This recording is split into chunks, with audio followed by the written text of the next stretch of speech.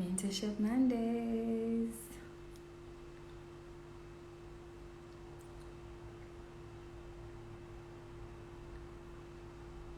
Welcome, everybody.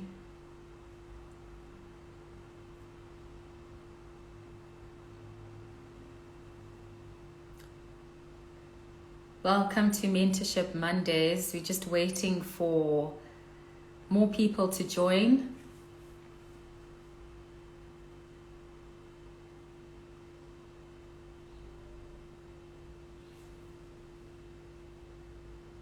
Good evening, everybody. Welcome to Mentorship Mondays.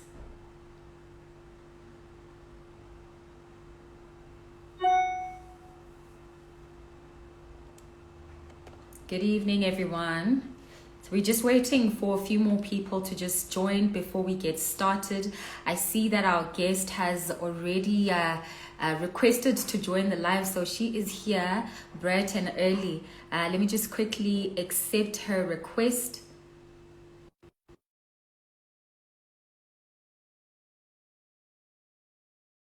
Something in the chat to tell us how you are feeling this Monday afternoon. How has your week started off? In one word, just leave us a note in the chat while we wait for more people to join. Good evening. Hello. Hello. Hi, Mbali. How are you? Can you hear me? Oh, good. Thanks. Yes, I can hear you loud and clear. Loud and clear. How are you doing? I'm okay. Sorry, guys. I'm still in the office, so I think I'm connecting via my iPad. So let me try and put it in a way where That's you're not fine. seeing half my face. So while you're still waiting for people to join, I will figure That's myself out. okay. You can just sort yourself out there. I've Okay, actually just cool. asked those that are already on the call to just pop in one word in the chat to tell us how they're feeling Okay. this evening. Just a bit of a check-in before we dive straight into our conversation. So please do leave us a comment in the chat while Nomonde is just setting herself up. We'll be kicking off our conversation shortly.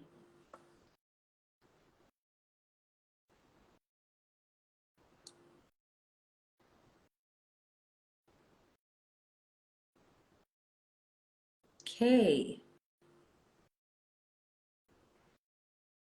How's everyone doing? Where are you tuning in from?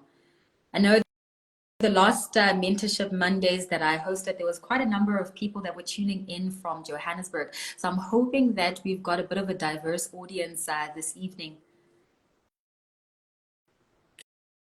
Okay.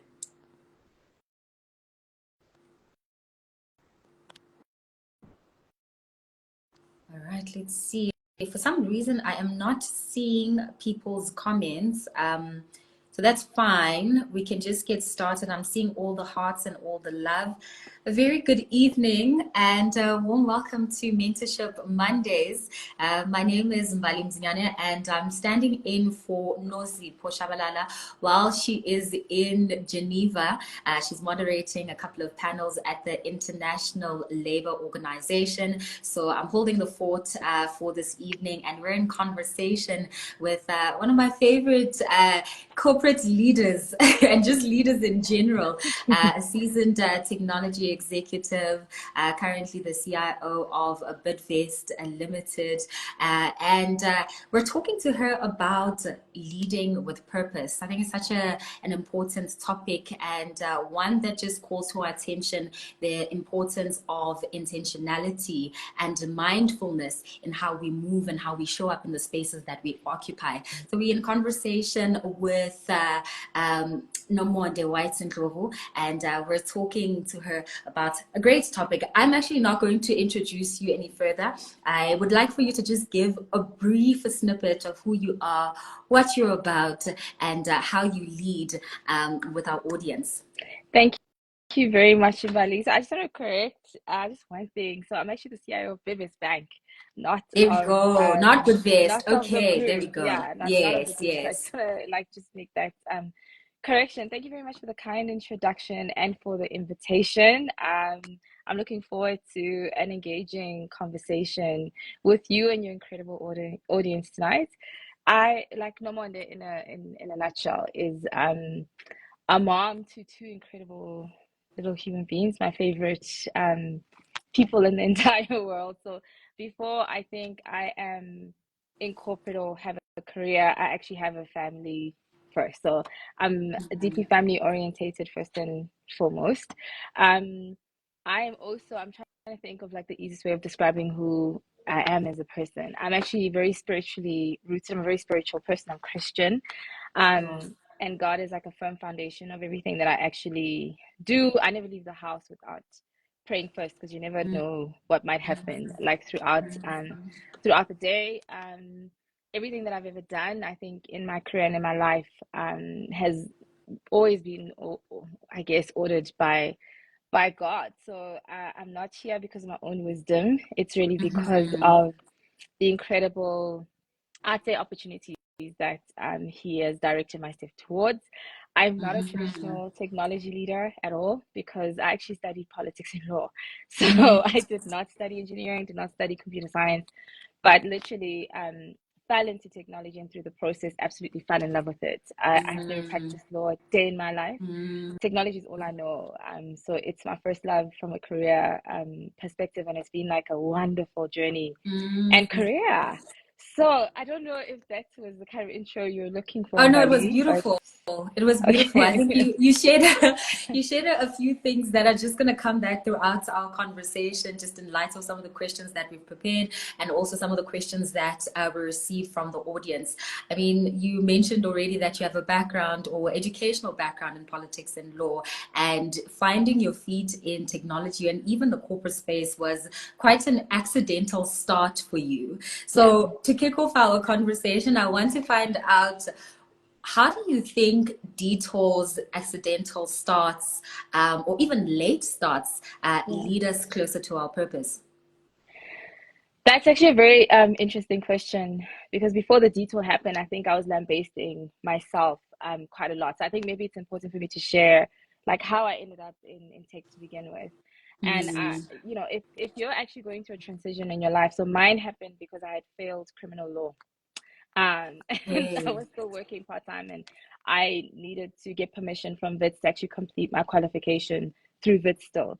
And I think in that season, while I was working at a company called UCS Solutions, which was an SAP firm at the time, I was actually going through like a deep process of like, how could, like, you fail the subject, because now you actually have like your peers and your friends who are actually moving on and doing like amazing things, and I at the time, it felt like I'm like stuck in this rut of not moving forward. And I think my first role within UCS Solutions was actually in the help desk. So this is actually how I started in tech, literally like resetting passwords. Sure. And so I was like in this rut of actually saying I actually wanted a corporate career for myself. Why is this happening? So in seasons when you are doubting why your life is turning out in a particular way, because we often go through these seasons. I happened to also be fasting. I was doing the Daniel fast at that time, and because God is who He is, well, at least in my life, He's never led me into Sure. opportunities or roles that were never designed for me. So in the midst of me being deeply upset with myself and the fact that I'm not in my mind not progressing as quickly as I should, and I'm going to fall behind, etc., etc.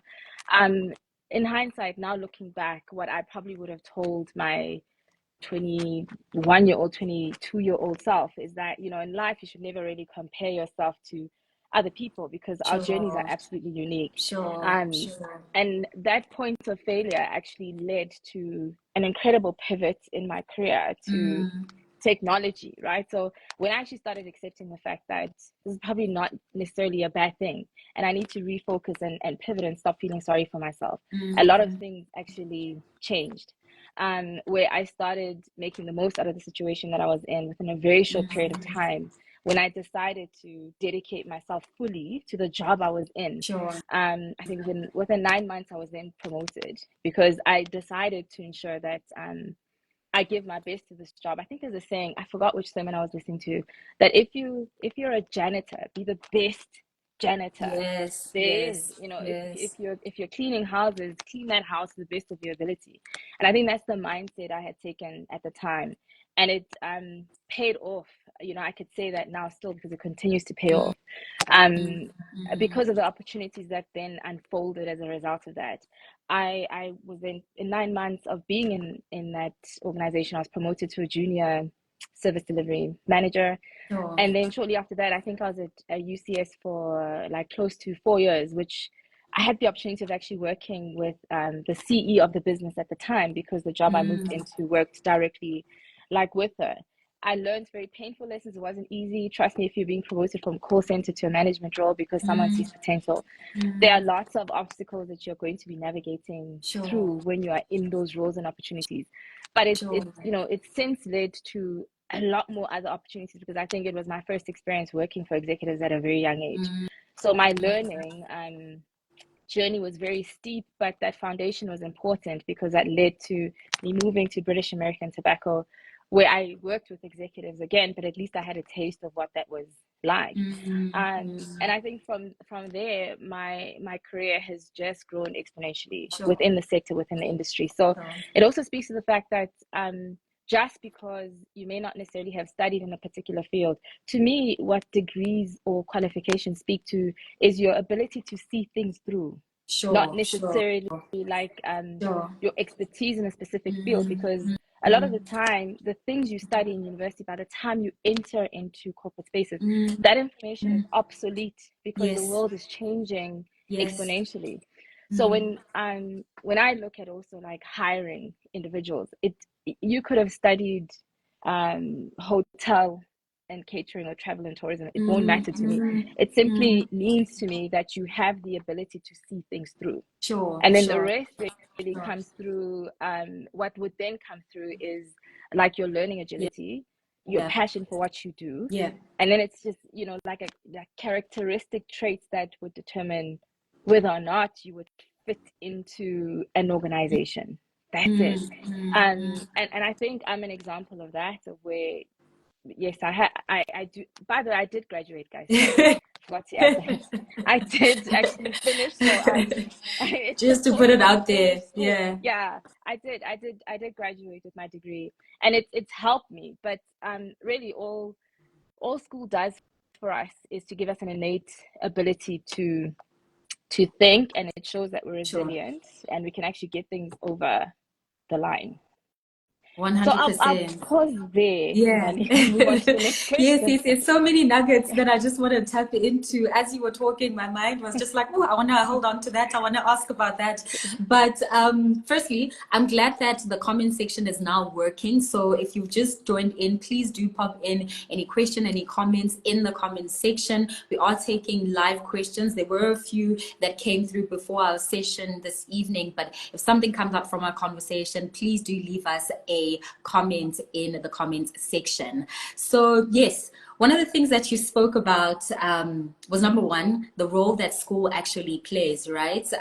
It doesn't necessarily, guarantee certain opportunities, but what it does is that it gives you, like you mentioned, the ability to just fine tune and hone in that muscle of resilience and your ability to critically think and apply yourself in different ways, in different situations. And further to that, you added that, when you are looking for a potential candidate, you look for certain characteristics or traits within that candidate in terms of whether or not, they are the right fit for whatever role it is that you're interviewing them for.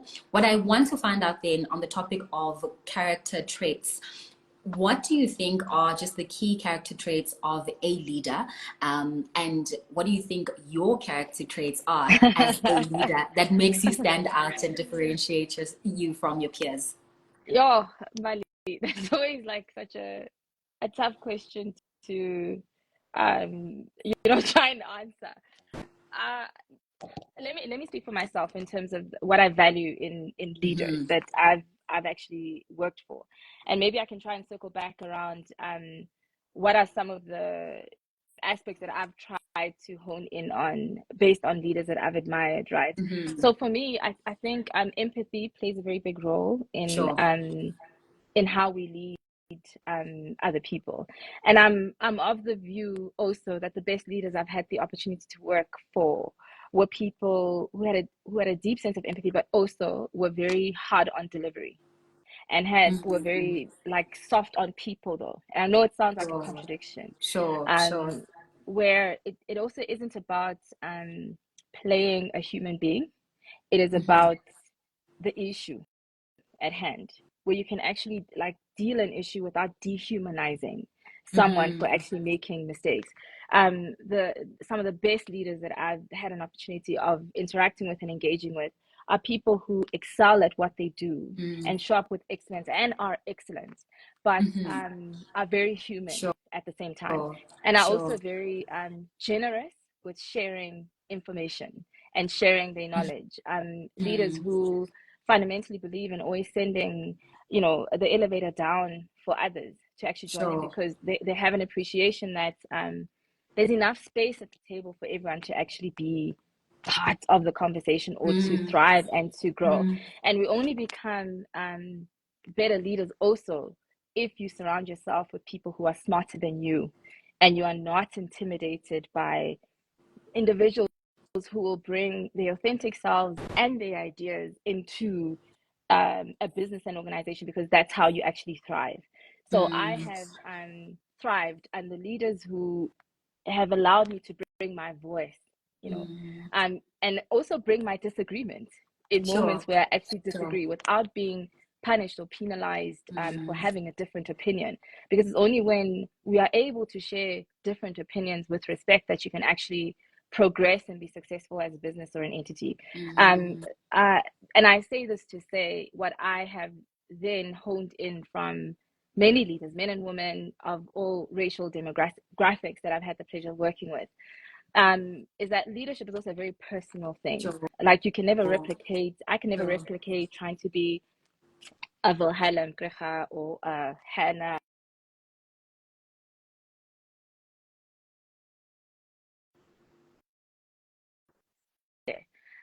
And I think what's also critical to me is making sure that you don't lose your values in that process. So I would never recommend selling your soul in leadership roles, because it's a very dangerous and risky thing to do. And the principle I operate against is, when I get home and my daughter asks me like, how was my day, can I hand on heart be able to have a genuine conversation around, even if it was a difficult day, did I treat the people around me with as much as respect as I could have? Did I deal issues in the same way that I would want someone to deal issues with me? So like one day my children are going to enter into corporate spaces, and what I need to be considerate of is when I engage with people, how would I and this is someone's child, someone's daughter, how would I want people to address and engage my children? So it's dealing it from that perspective. So for me, like my leadership journey has been a very personal one, where I can't separate my values from who I am as an individual. So that goes like hand in hand with who I am. And I also, the other thing is, I'm sorry to be morbid, but the one certainty that none of us can run away from is that we're going to die. It's a fact. And I'm Christian, like I mentioned before. And when we get, to judgment, I don't know what happens when you transition into the next life, but we're probably asked questions, and we always need to attest to the things that you did. And I feel like God would say to me, or the question I'm going to get is, you had a mouthful of teeth and you had all these opportunities. What did you do? So if you are in spaces where there are things that fundamentally don't sit right or that are wrong, and you don't question those things, or you don't advocate for doing what is right, I need to be able to validate and justify why I was okay with doing the wrong thing when I actually could have voiced a view and an opinion, even if necessarily majority rules against what I'm saying. That's fine, because in leadership, not everything's going to go your way. But when you get out there, you actually need to present a view that this is our view, and you need to stick by that. So please don't get me wrong. You can't be in leadership roles and assume that just because you disagree on a point in a boardroom, when you get outside, you can continue with your disagreement. It doesn't work that way. Once we've made a decision as a leadership team, that's the decision, and I'll stand by it. but it is still equally important behind closed doors to make your view known. You can't sit with information, because it's also irresponsible to not actually give directive when you actually should be giving directive for certain things. So I believe in honesty from a leadership perspective, in having empathy when you are in leadership spaces, but you can't delineate on your responsibility of ensuring that you deliver, and you deliver with excellence in all things that you do. So I'd never advocate for anyone to not do the best that they can when you actually are holding leadership spaces. Because the danger, and this is probably something that we don't talk about enough, where you'll get people who'll approach you, because their careers are not going in a certain direction, etc., etc. But we don't introspect around why things are not necessarily working out in a specific way. Half the time it's difficult for us as human beings to introspect. What I think is wrong and unfair sometimes is for people to have an expectation when they are not showing up with excellence, for you to pull them out of the pits of non-performance. Because the danger of that is you are equally going to fall into that pit of non-performance if someone is not going to try and elevate themselves into a realm of excellence as well. A very verbose answer, and I apologize, Mbali, but I think that question is so nuanced. It's just difficult just to give like a word of saying this is what it is. Yeah. I think my key takeaways from just your response is that it has to be authentic, it has to be ethical, and it has to be responsible. In every form of leadership, whether it's self-leadership or leading of others, those three qualities show up in different ways, right? And the one part where you spoke about empathy, where you spoke about the journey being personal, that speaks to that level of responsibility, authenticity, and accountability that you have as a leader. And it segues nicely into a question that we actually got from the audience earlier today, where Nelly Mkwanazi asked, how do you navigate the tension between short-term gains and long-term sustainability? Have you ever faced a backlash for prioritizing ethical considerations over immediate profits? My answer would be no, and I'll tell you why. Fortunately, I've worked for corporates which are ethical. So I've actually I've worked for like large corporates my entire career. I've fortunately been blessed to not find myself in an ethical conundrum, where as a leadership team you actually need to decide for something that's blurring the lines and is not ethical and is not like black and white, over something that is ethical. I think I work in financial services. We're a highly regulated entity. You can't do illegal things because you could lose your banking license. So I fortunately I have not been put in a position where I've had to compromise my ethics, or where organizations I've worked for have had to compromise ethics. So at least I've never been in a situation where my ethics have had to be questioned in one way, shape, or form. Or stretched in any way or form. So just a lovely comment here from Figilwe Mekwe, and she says, I don't have a question but a comment, and kudos to you, my dear leader and incredible sister Monde. You are doing exceptionally well. True definition of a black excellence.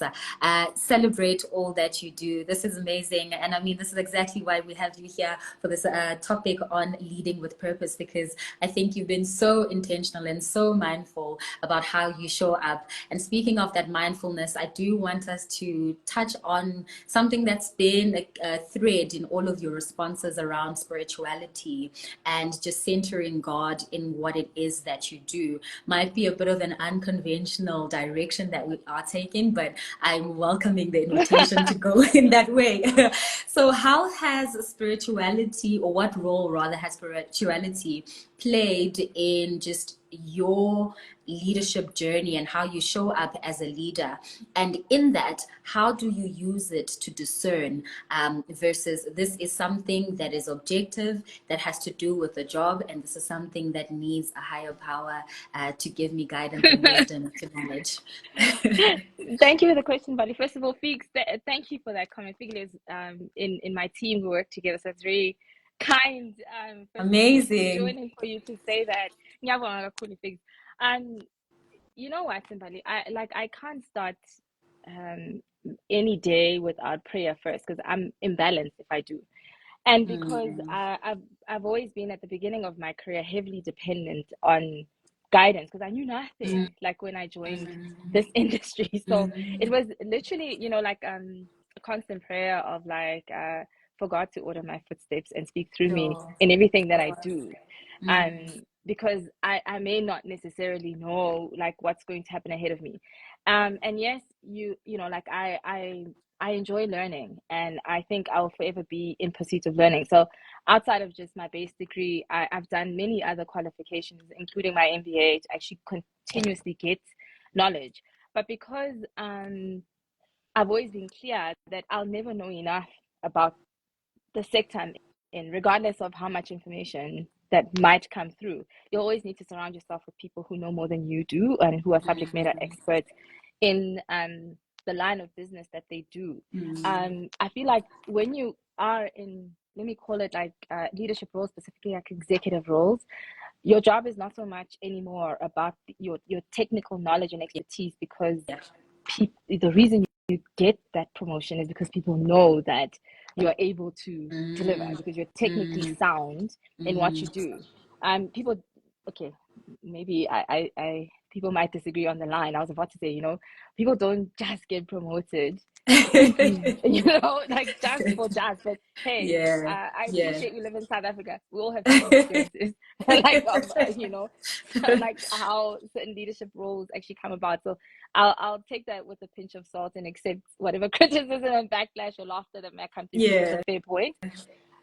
But for me personally, I've always desperately needed God in everything that I do, because I'm human, I'm fallible, and half the time I felt like I don't know what I'm doing. And imposter syndrome is a very real thing, specifically when you're much younger. So I needed the cover to actually feel like I can have these conversations, because a lot of my conversations in the beginning were highly intimidating, because I was in rooms with executives and I felt like I didn't know enough.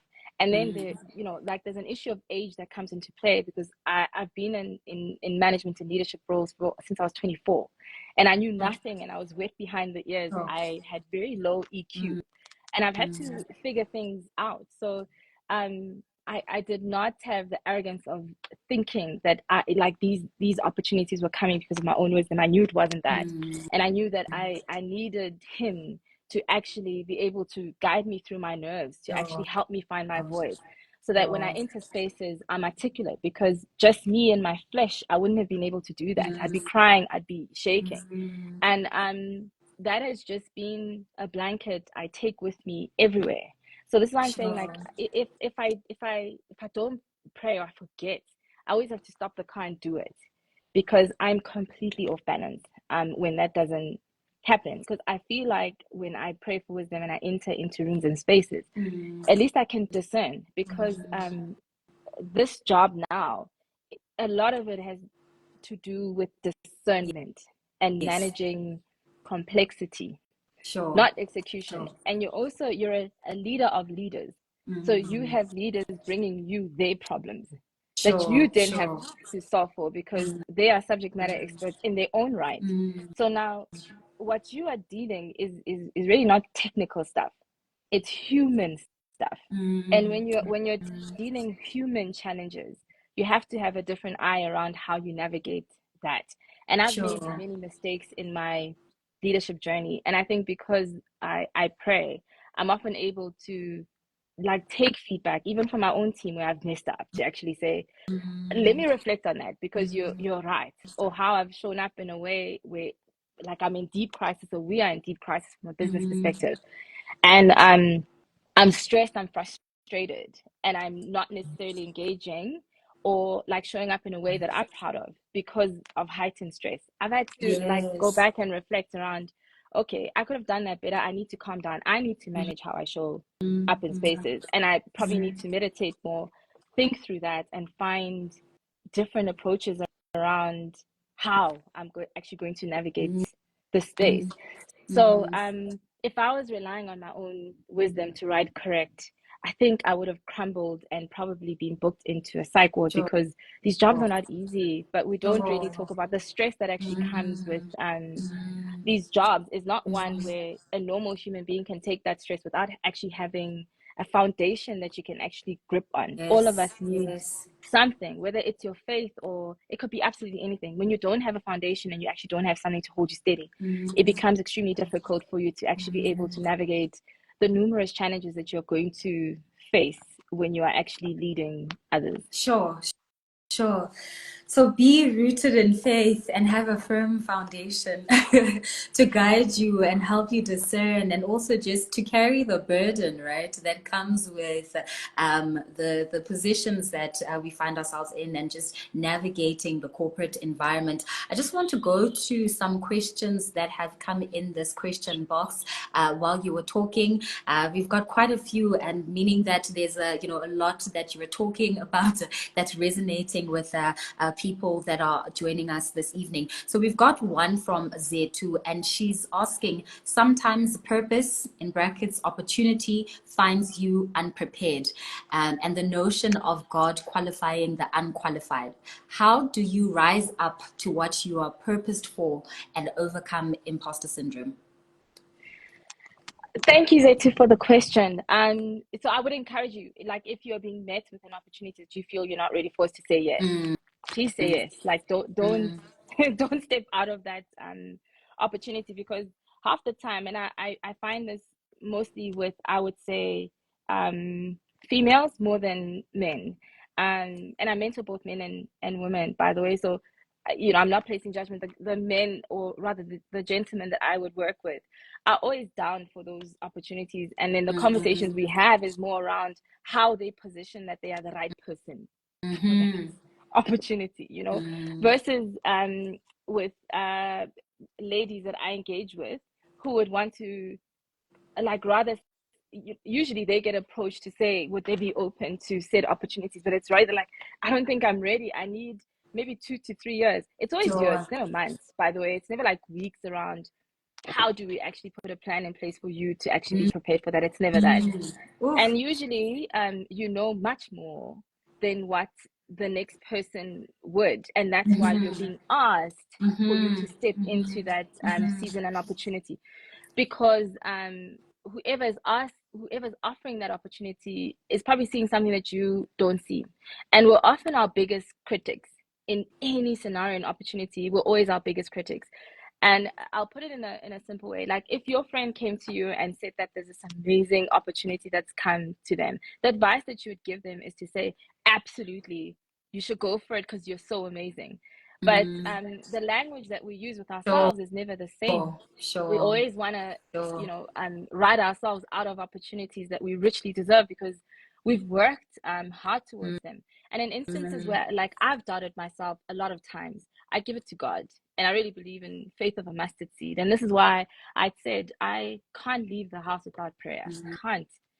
Because I am going to be faced with instances where I doubt myself, where I don't trust my own voice. But at least if I've prayed through it, I'm going to push through whatever that scenario is. And the things that I don't know, because we're never going to know everything, I just want us to acknowledge that. I am quite comfortable to say, I don't have an answer for that, but I'll come back to you.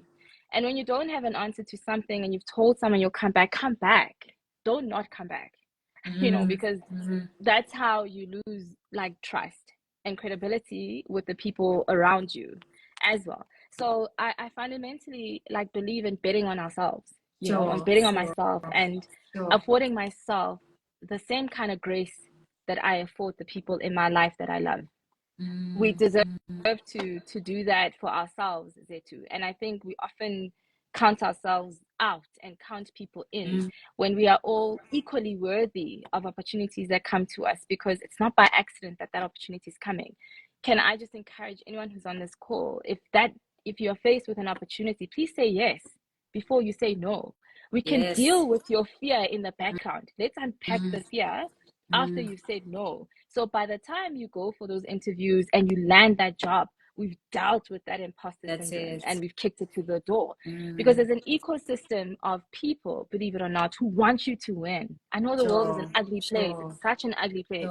But there are so many more people who want you to win than not, where you can literally make a phone call to say, this is happening. I'm scared senseless.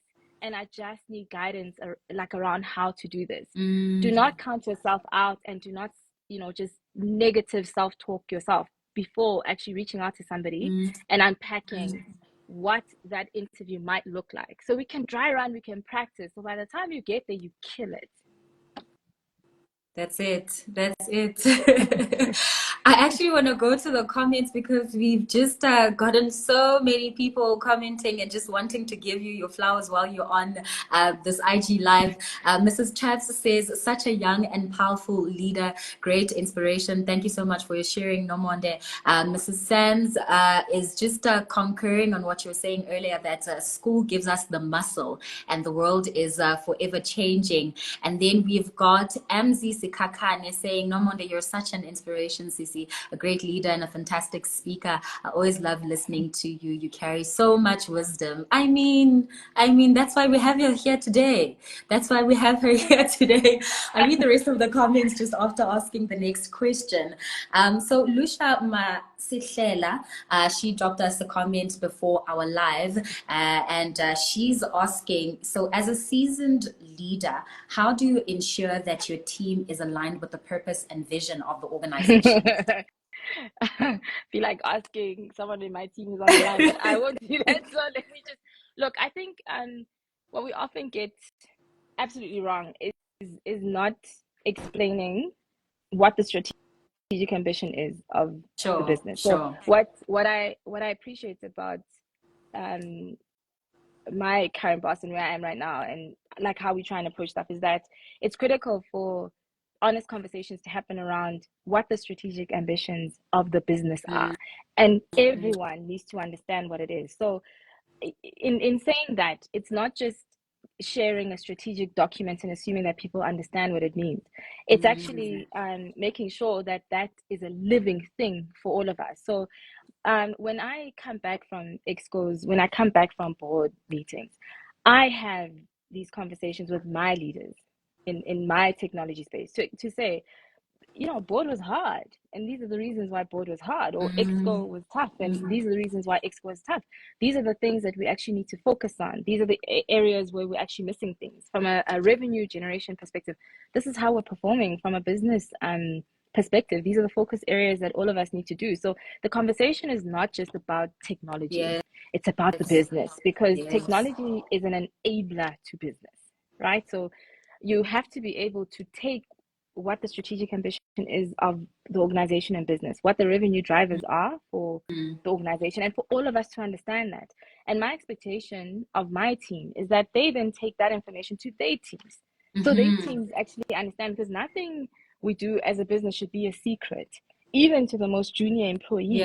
All of us must know why we're here and why we need to show up, and that the client who is at the end of this whole process, this is what we need to deliver for client. And in order for us to be able to deliver that for client, these are the things that we actually need to ensure that all of us do, because all of us need to be intimately involved in making sure that the business succeeds.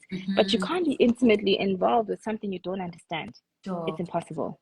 So understanding must literally flow from not just a board to management and executive to just senior leaders. Every single person in that value chain needs to understand our purpose, our why, and why it's so important for you, even if you are a cleaner in the business, to make sure that our space looks great. So when clients come and visit us, they feel comfortable being here, that your contribution matters. Everyone's contribution actually matters, because if it didn't, we wouldn't be who we are. So for me, a strategy is a live, living thing that all of us must understand. And when you're a leader, you can't make assumptions that people get it or they understand financial terms. You have to take the time out to explain it to a point where your own leadership team is articulate in that messaging, that they can go and have those conversations. And all of us are singing from the same hymn book, where we all understand where our gaps exist from a business perspective and what we're going to do to close out those gaps in order to ensure that the business becomes successful. It cannot just be something that exists with an executive team, because you're not the person who's on the ground actually doing the work. But when people on the ground understand why they are doing what they are doing, why developing quality code matters, because when you go live with something, you don't want comebacks from a client's perspective. You then take pride in your work because you know that that's your name behind that. And you want to be able to talk about that. So I think it's so important for all of us to own the strategy. It cannot just be owned by an executive team. Every single person within that value chain needs to own it. Sure. Sure. So you're speaking to cascading the strategy and the importance of doing that as a leader, and also communicating and managing an open line of communication with, you know, your direct reports. And in that process, you're obviously opening up room for feedback and for engaging, you know, with your team and taking in the feedback that they share with you. So what do you think the role of feedback for you as a leader really is?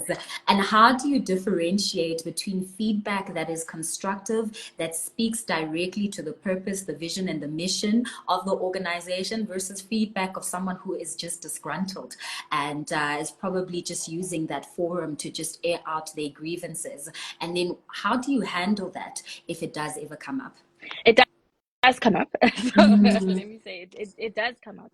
I think any healthy organization is going to go through continuous change. It's just a statement of fact. I think if COVID was not a reality check for all of us in terms of ensuring that you consistently need to adapt to change, we've all had a massive reality check because revenue lines have had to be updated and you've had to find different streams of how we're going to generate money. So what that has actually come with is a journey towards digitization. Sure. Across all industries, Sure. everybody has had to fast track Sure. their digitization initiatives, because then we're operating in a world where you're not like you can't be a customer in a traditional sense because all of us were locked up in our houses and you couldn't actually move. So we saw the rise of online and digital channels like blowing up because that's how we were now engaging with one another.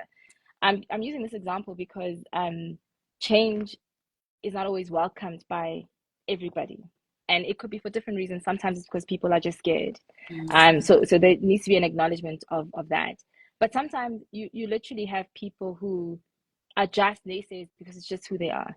And you need to be able to have very honest and difficult conversations. Sure. As a leader. You can't Sure. shy away from hard conversations because, you know, leadership is not a popularity contest, and the reality is you're not money when you're a leader. Not everyone is going to like you. Gonna like you. If anything, there'll be a lot of people who have a lot of nasty things to say about you, and they have the right to do so. You know, yours is not to.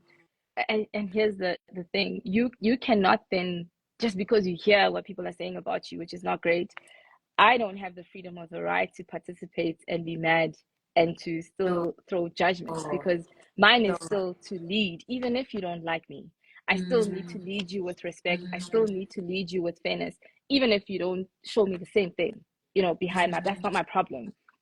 By virtue of accepting the responsibility to lead, it means that you always have to rise above. I cannot meet you in the pits of hell if that's where you want me to go, because a lot more I have a lot more responsibility than you do. And I can't also be seen as someone who leaders should not be seen to have like favorites in any ecosystem. But in as much as you praise work that is done well by people who do, you also have to reprimand nonsense when you see it. Or people who are trying to not move us in the right direction. And when that actually happens, you can't ignore it. So I think the danger of actually trying to average and aggregate like behavior is a problem. Because then your let's call it your excellent resources always show up with excellence, who are driven to actually ensure that whatever changes we're trying to implement, they are right there with you trying to do that. The moment there's a naysayer or someone who's negative about stuff and you don't deal it, the assumption is that you expect them to carry the weight of even people who are not trying to carry the weight of where we're trying to go through as a business. And it's not fair for people who are already outperforming to have to carry the weight of people who don't want to work or who just want to cruise by and just be able to make it. You need to be able to have directive and hard conversations with the people, because sometimes it really, if you don't want to be here, you don't want to be here, and let's just call it what it is. Let's just call it what it is. but also follow the right governance processes that exist for you in terms of your poor performance processes that exist in most corporate organizations and entities.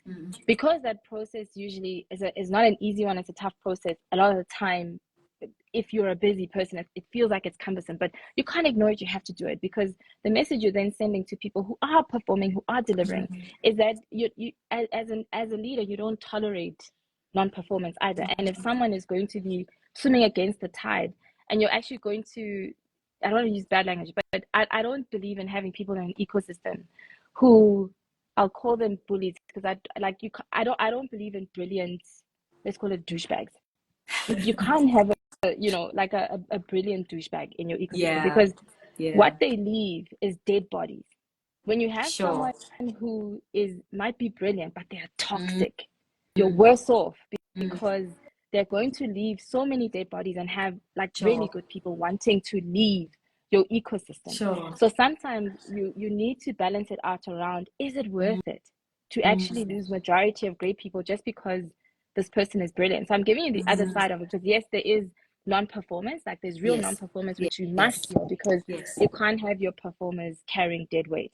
And then there are brilliant people who are douchebags, who are also toxic, who you equally cannot keep in your ecosystem, because it doesn't inspire greatness in anybody else. So you need to be mindful for both, and you need to deal with both, scenarios with the urgency that it deserves, because you don't want to lose great people in your ecosystem just because you want to pave over the nonsense that actually happens in your ecosystem.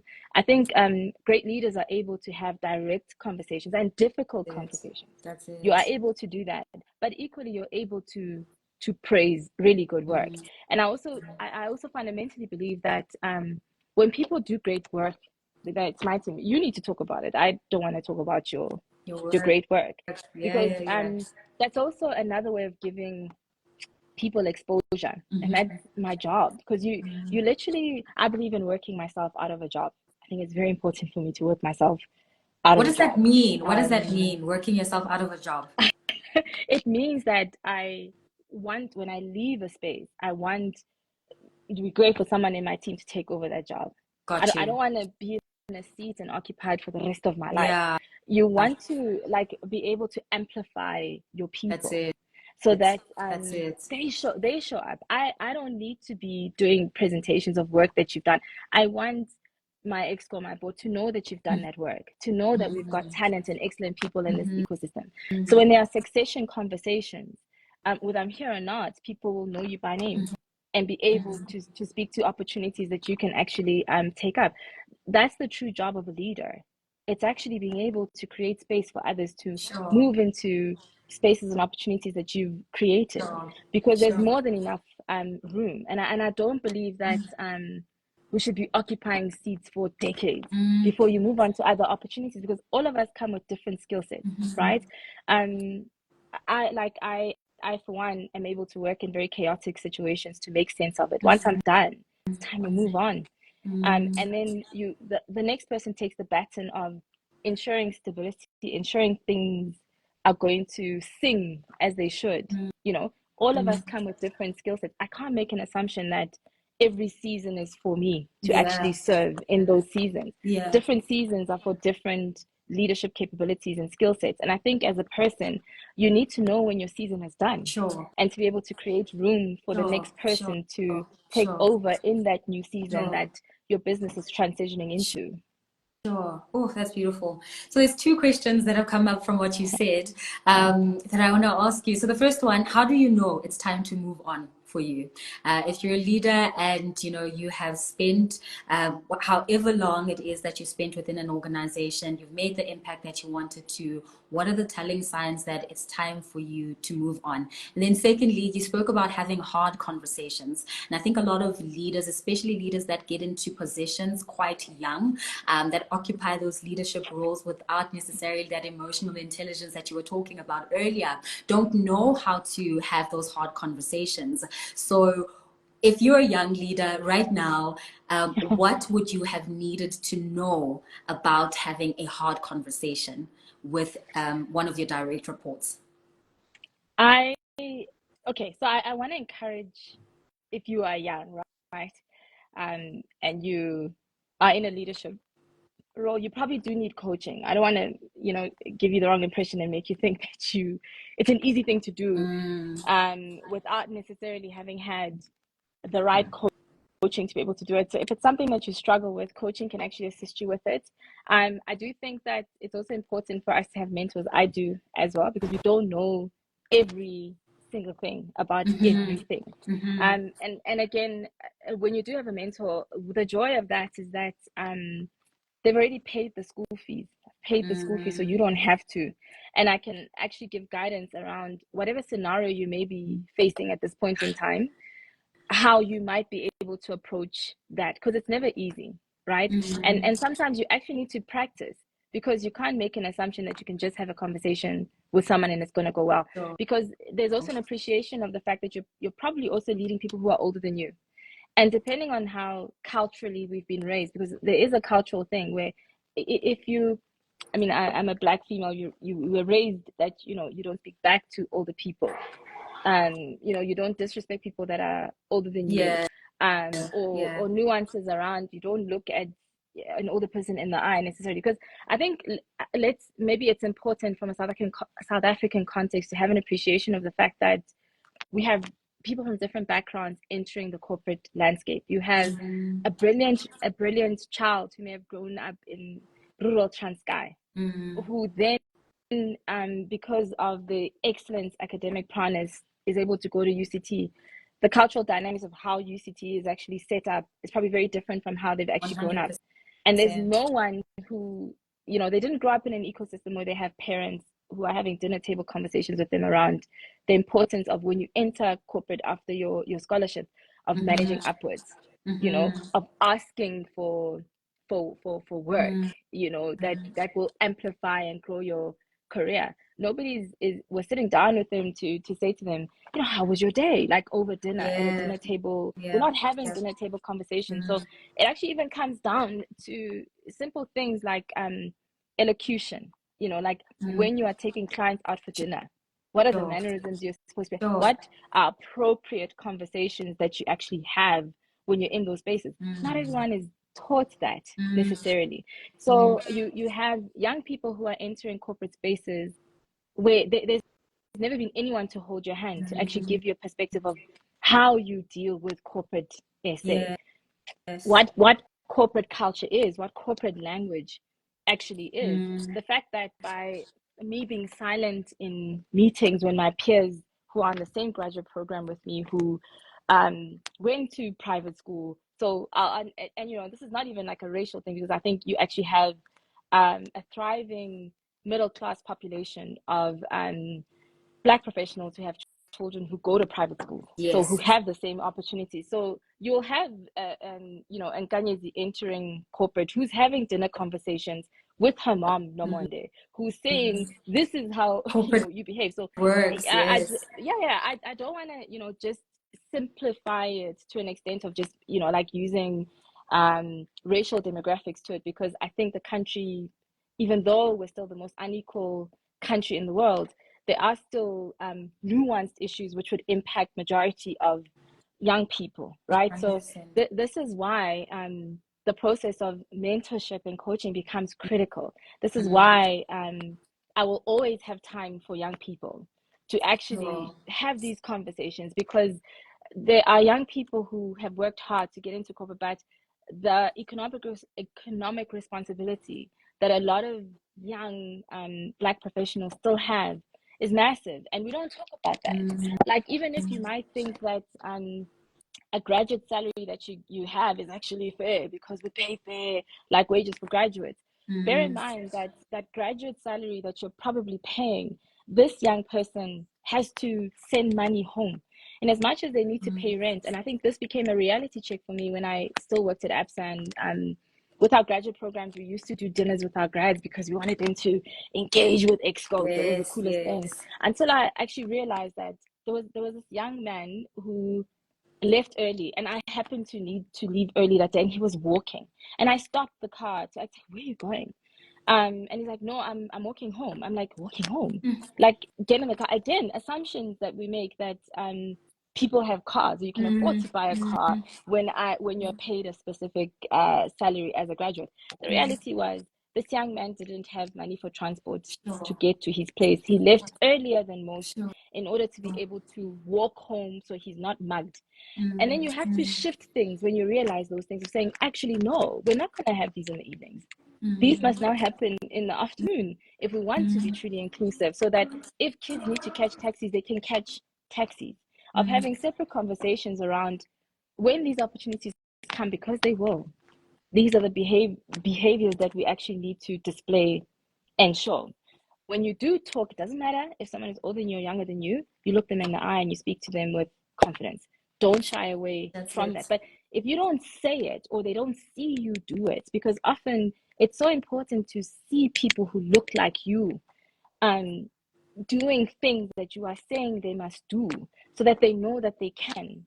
This is why representation matters, because if you don't have representation, you don't think it's actually possible. And then, we perpetuate the cycle of imposter syndrome, because we just think that certain things are not for us when actually they are very much for us. And then what we also do is we count people out because of accent. Just because I don't sound articulate, I don't sound a specific way, we measure that on intelligence, which is nonsense.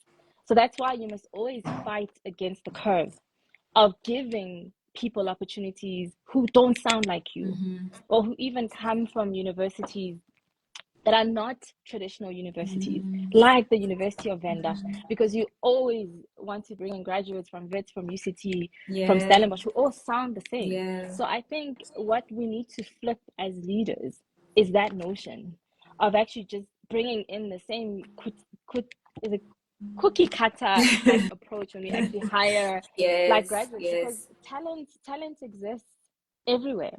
So again, a very long answer, and I apologize for this, but my advice would be, where you don't know, please find a Nomonde in your business to actually have a conversation, because I promise you, they're not going to say no. They're not going to want to give you guidance around how to actually have those hard conversations. Because if someone is betting on you as a young leader, the intention is for you to win. They're not doing it because they want you to not succeed. And actually, when you are still in your 20s, we assume you don't know anyway. Yeah. We're assuming that we're still building potential. So you can mess up and make mistakes as much as you can in that age group, because the intention is you will learn. It becomes harder now when you're 30 and you're moving upwards, because the assumption is you've been in the ecosystem long enough. Absolutely. So please ask questions. You must ask questions. And don't shy away from that, because we all don't know everything. But there are people who've paid school fees, so you don't have to. That's it. Oh, that was a lot to take in, but beautiful insights. And I'm seeing a lot of resonance in the comment section around what you said. Masentle is saying leading with empathy, which speaks to your style of leadership. And one of the questions that I would have hoped to have asked you if we had enough time, around balancing the hard stuff. You still have time. This is only supposed to be until 7, so maybe let's just push it for an extra 5 or 10 minutes so that we can get through to that. Okay, amazing. I'm more than happy to give you more time. So I mean, the question was around balancing the hard stuff with the hot stuff, and I think you have a very fine balance of that. But we'll come back to that. I just want to read some comments here. I noticed that Nozi is on the call. I don't know if she's still here, but if she is, hello, thank you for taking the time to just join and to give a shout out to us. I saw a couple of hearts there. Coach Yako Jackson, hi, I see you. We've got Nalfi saying this is so true. Talent does really exist everywhere. Fifi Graham thanking you there for your insights. Mizzy Mummy. This is the second comment that I've seen actually from Mizzy Mummy, so I do want to read this. She says here, I once said to you, when I grow up, I want to be like you, and you said to me, don't be like me, be better than me. You're such a great person, a beautifully flawed human. You're a true inspiration. We've also got Kojo ZA saying there, always great to listen and learn from Nomonde, leading with authenticity. Love you, Nomonde, and that's Jabu S. Amazing, amazing. I don't even know what to say at this point, but there was a comment, a question rather, that I did want to ask you at some point around, I think I did ask, but we didn't get to it in your answer, around how to have the hard conversation. So 3 things that a young leader should keep in mind if they are gearing up to have a hard conversation with one of their direct reports, especially if it is somebody that's senior to them. Okay, so I would say that your gut is probably right. So don't question it. I think and it's a pity we don't have time.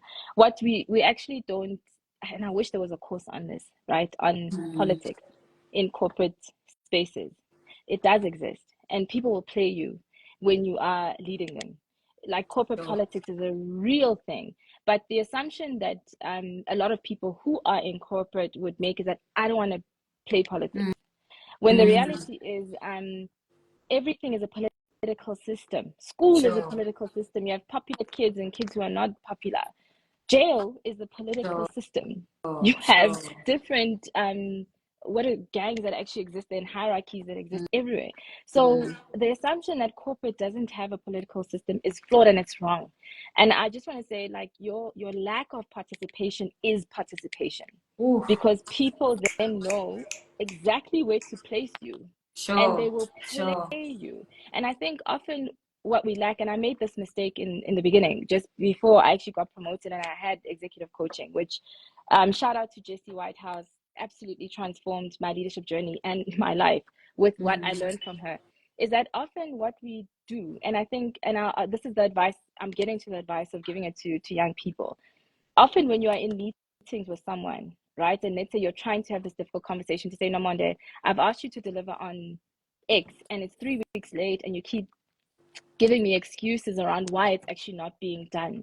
I actually need an affirmative date of when this is actually going to happen. And then Nomonde says to Mbali, Mbali, I am on it, you'll have it by the end of the day. What I am saying, there's usually a lack of congruence between what I am saying and what my body language is saying. Which often means that I'm not going to give it to you. Might be saying it with my mouth and then I don't do it because there's never any consequence to me not doing it.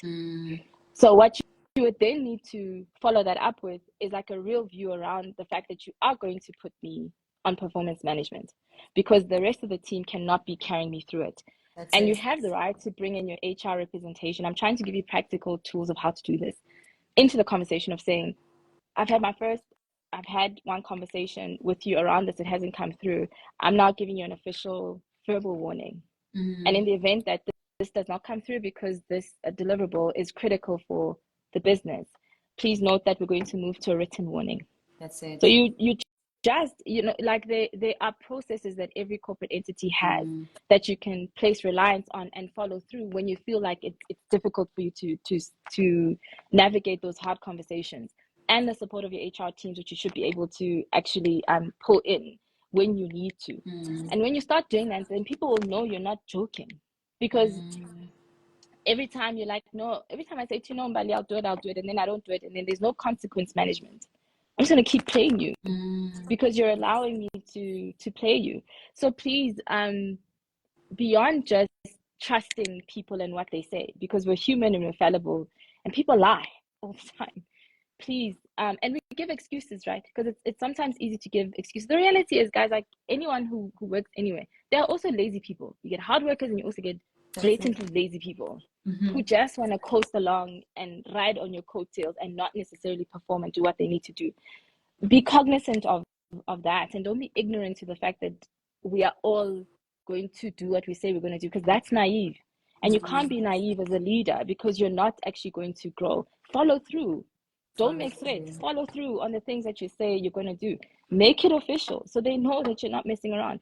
Because, when you actually follow consecutives, normally like if you get a verbal warning, then a written warning. If I get another one, it could lead to dismissal. And track those things so that people don't take you for a fool. Because if you don't follow through, they will play you like a fiddle. Sure, sure. I'm getting from that if you don't do politics, then politics will certainly do you. And secondly, use processes, procedures, and policies to your advantage if you want to navigate having hard conversations with talent within the organization or within your team that might not be showing up in the way that you need them to. In the interest of time, I'm going to ask you my final question, because you spoke about so much, and I think you've touched on bits and pieces of what your purpose is and it could be. But I want you to articulate that to us and tell us, what do you think your purpose is and how are you serving in living out that purpose? Sure. I think from a career perspective, I want to help to make technology accessible to individuals that generally would not. So there's a massive digital divide that exists in our country and the world in general, specifically in poorer communities.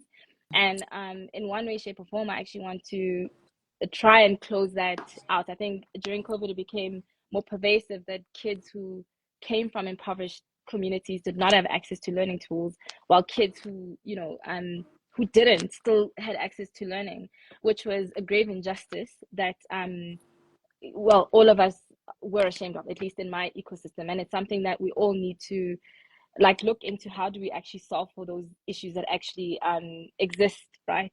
So within my lifetime, I want to continue to unpack and give access where I can, because I think that it should not be something that only the 1% of South Africa has access to. Technology is the way of the world, and everyone has the right to actually have access to it. And then secondly, I want to one of my audacious dreams and ambitions is to see more women leading.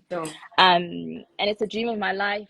I think I will die trying to actually make sure that I see more executives in senior spaces. I know that we may, in my lifetime, I may not be able to see it as equitable where it's 50-50, but I am going to do my damnness to actually make sure that I fight hard for the opportunity for women to occupy spaces. So wherever I can create space for women to thrive and women to actually get paid what they deserve to be paid equally, I am going to fight hard for that, because I think when you actually empower a woman economically, they empower nations.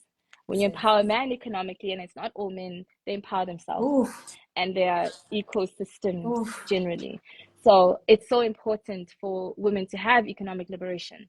So the fight of my lifetime will try at least to make sure that I create economic liberation in the spaces that I exist in, specifically for women. Oh, amazing. Amazing. Thank you so much, Nomonde. Thank you for the gift of your time. There's a lot to just process, a lot to just take in. Thank you to everybody who's joined us this evening, who's just engaged and also showered Nomonde with just her flowers while she was on this IG live with us. May we continue to just engage with her beyond the platform, and also just carry a lot of the nuggets around just leading with empathy and authenticity and living in our purpose that she was able to just impart on us this evening. Nomonde, thank you so much. Have yourself a good evening, and thank you to everybody. This is Mentorship Mondays. There'll be another segment next week. I think Nozi will be back, and you'll find out what the topic is for the next segment. Thank you. Good night, and God bless. Oh, bye. Wait. I just want to say thank you. Yes, to you. You're such a phenomenal facilitator, and I think you're so phenomenal in your craft. Thank you so I've much. just been watching you and smiling from the inside, and this is why you're so exceptional at your field of expertise of marketing. This has been such a joy to talk to you, and I'm sure the audience would actually agree as well. To everyone who joined this live, I just want to say thank you so much for the privilege of your time. I will check the questions that I may have missed, and I don't know, Mbali, where I do this so that I can try and answer them.